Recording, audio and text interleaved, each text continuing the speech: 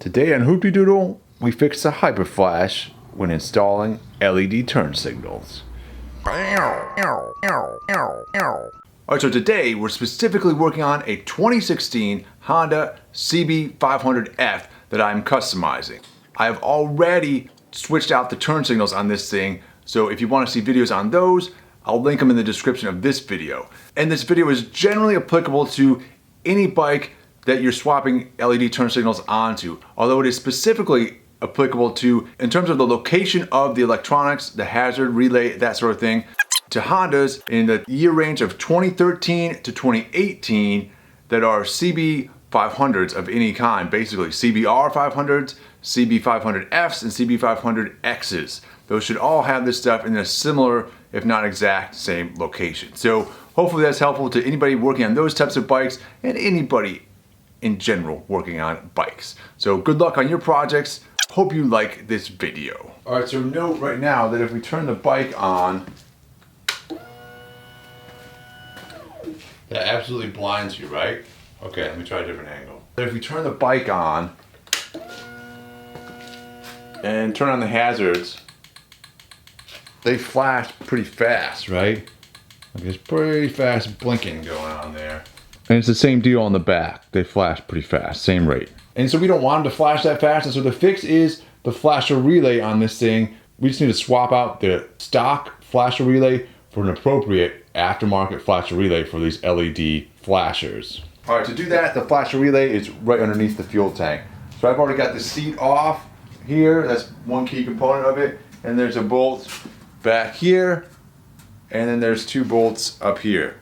And then the tank should lift off, and it's still connected underneath, but you can slide it off to the side enough, like that, to locate the flasher relay, which is this guy right there. This square piece right there.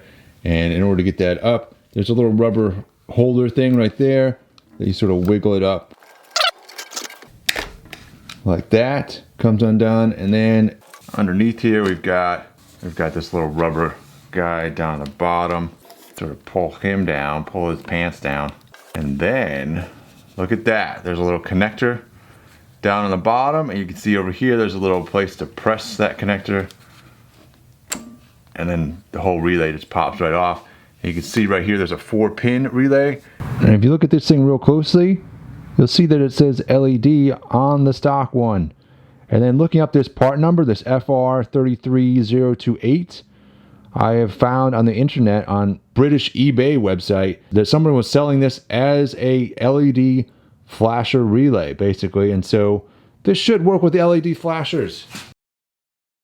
All right, so I got other relays in anticipation that I would have to replace the relay on this thing for the LED flashers to work. You can see there's 2 pins or 2 prongs or whatever on the end of this guy.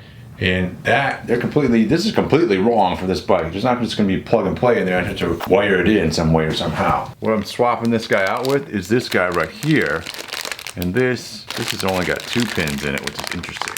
So this guy I got from TST Industries, and no sponsorship there. I totally had to pay for this thing, which is, I'm happy to have it I can make this thing work, and this should work. I should be able to just plug this thing in, and it's using just the top 2 pins there. So it's bypassing the other pins entirely, which you could probably, if you could locate the appropriate connector, like this thing right here, you could wire one of these things up with probably any relay, any aftermarket LED relay. But I don't know that for sure, so I can't tell you that definitively. Because most of the aftermarket relays, I have other ones and they're 2 pins. But this is nice. It's kind of worth the money, because all that effort of researching, the time spent to figure out and locate appropriate connector so you can make your own, it's already done for you. It's already done for you, man.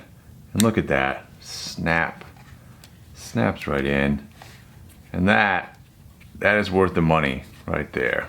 On this one, it's the exact same sort of thing. I can pull a little rubber guy off. You can see how there's the little sort of plastic sort of belt loopy thing going on there. Same thing on this one. And I'm just gonna swap this right over to the new one. And then we should be able to get this thing down in here, maybe. So jam this guy down over the top here.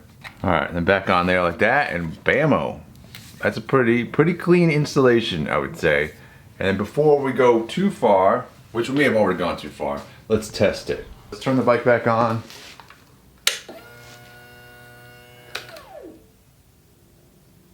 Check that out. It doesn't make the little noise.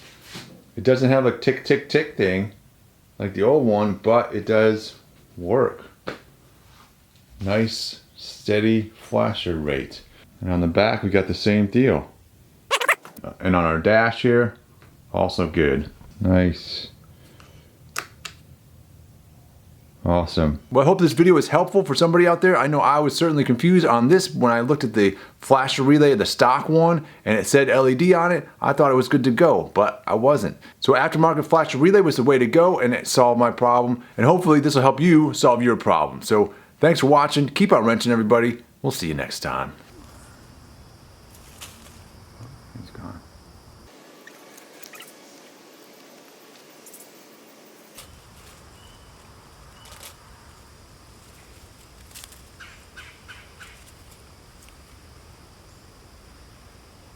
He's eating the seeds off of the grass.